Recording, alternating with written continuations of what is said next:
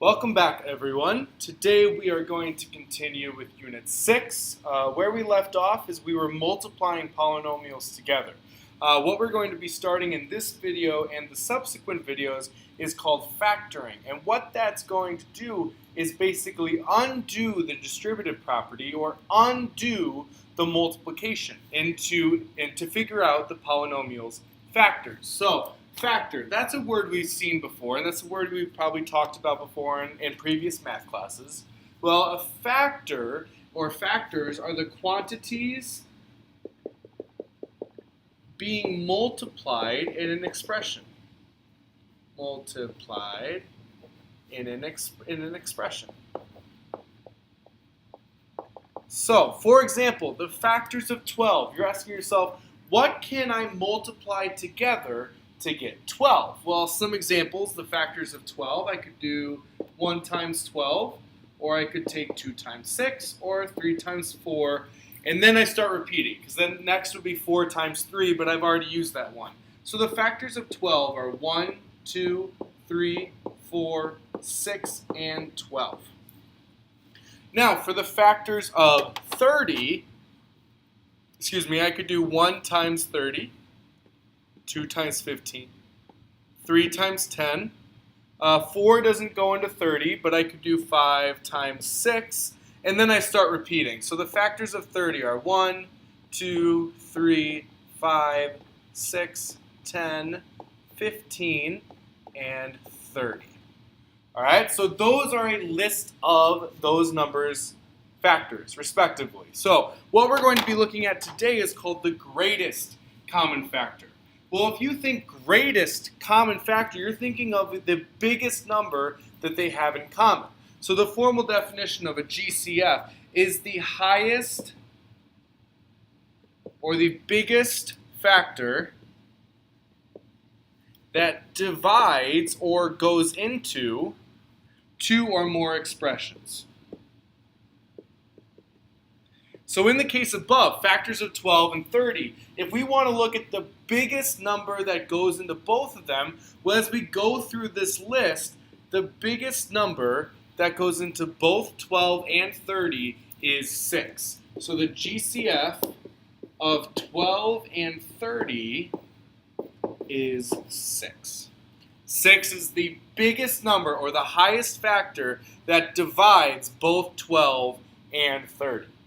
So let's look at a couple more examples. If I look at 27, 36, and 81, hopefully we're going to get a little bit faster so that we don't need to do all of the steps that I'm about to do. But just ask yourself, what are the factors of 27?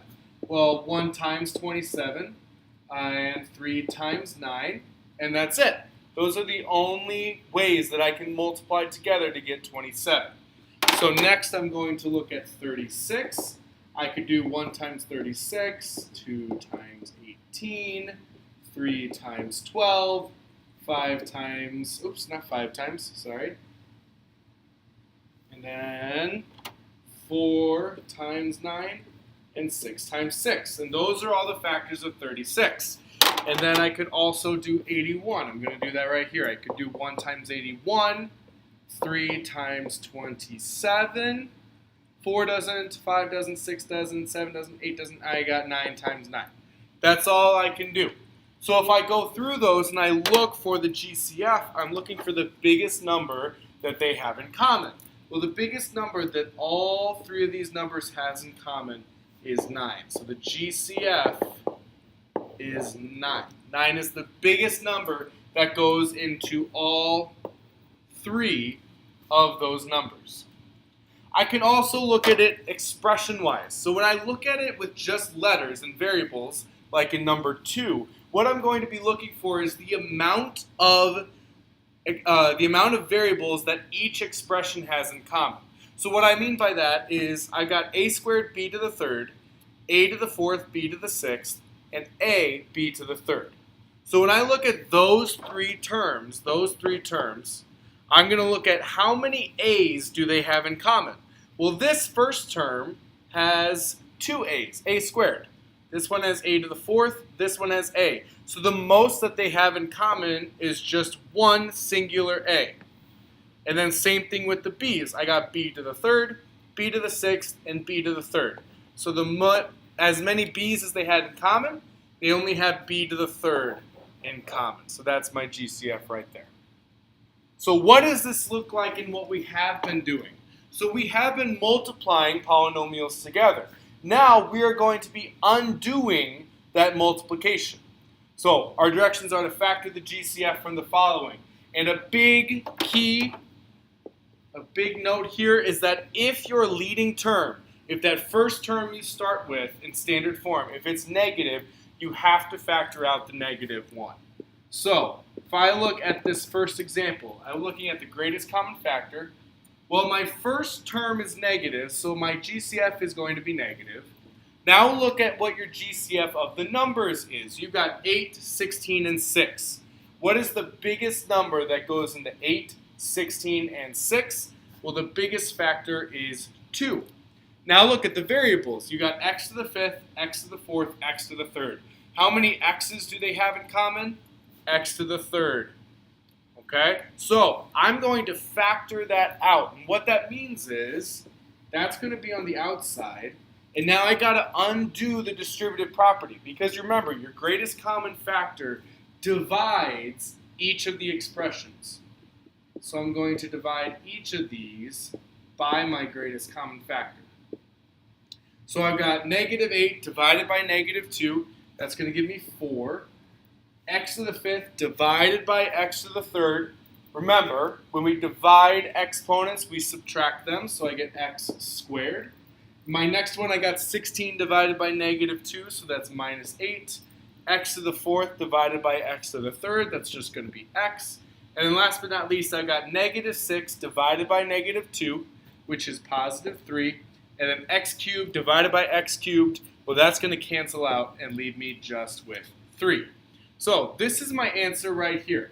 What I want to do is I want to double check. I want to double check to make sure there's no more greatest common factors or no more common factors that I could have factored out.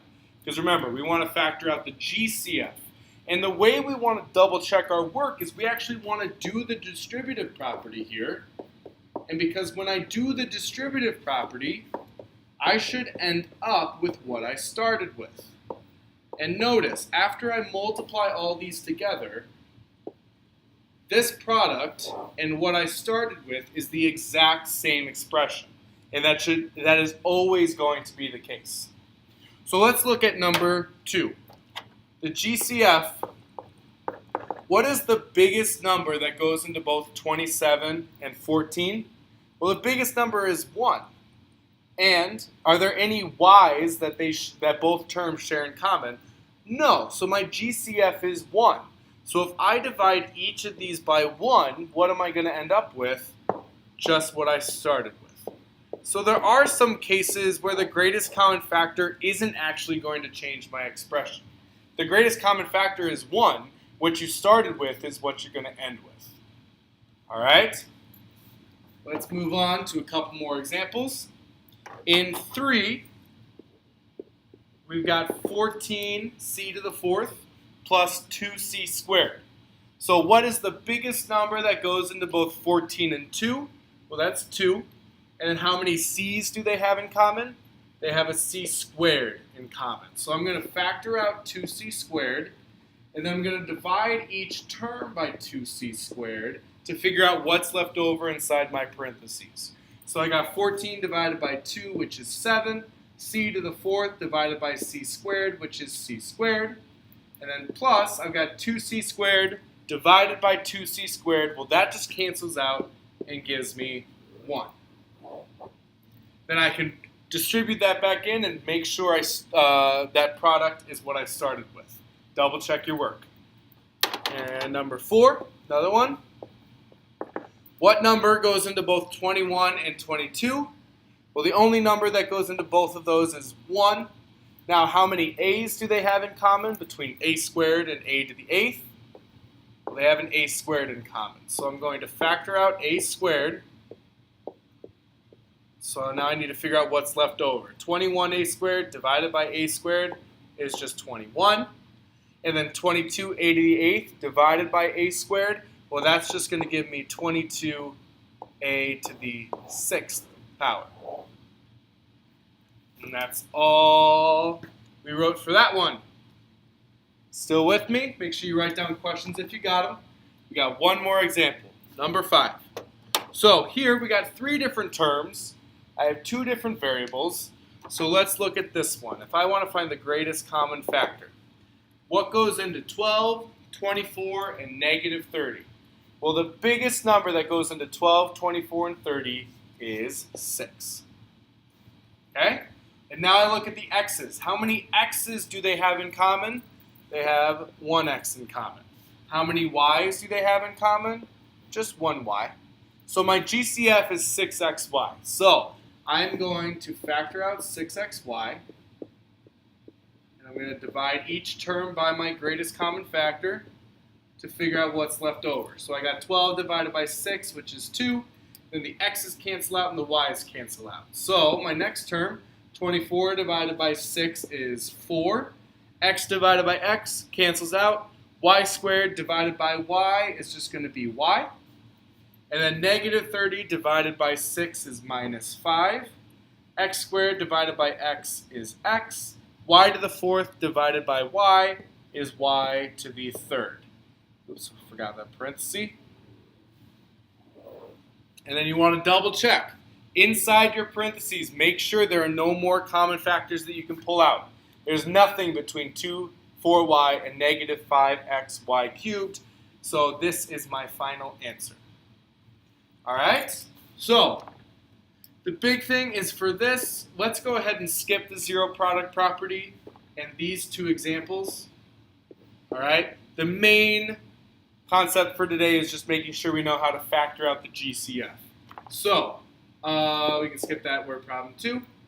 On the you try nows, I want you to focus on 1 and 2. Don't worry about 3 and 4. Okay? So 1 and 2, I want you to have those done by the next time I see you in class. Thank you for listening, watching, and writing your notes. As always, be safe and be good. Go out and do some good. And I'll see you the next time I see you.